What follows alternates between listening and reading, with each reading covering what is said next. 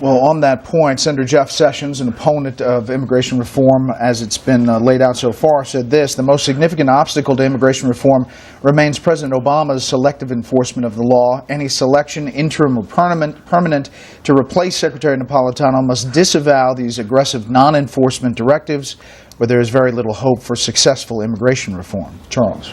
Which is exactly why I think her leaving will have no effect whatsoever on the immigration debate, because it all came from above from Obama. I say that in the same spirit of charity that Jonah has evoked.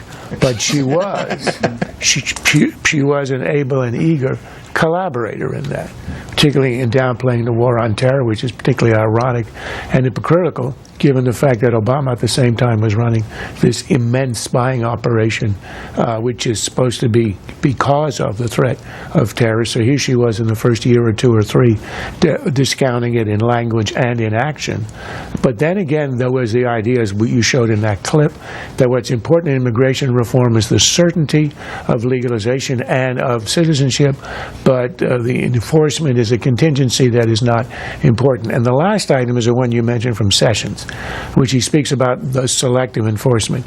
It was Obama who decided, but she was the one who enacted essentially an unconstitutional executive passing of the DREAM Act after the Congress had rejected it.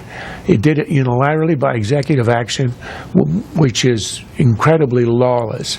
And she pretended it was simply an exercise of her discretion in allocating her limited funds. So she was a symbol of a policy, but no matter who's there, in the next instance, it's Obama who runs the policy.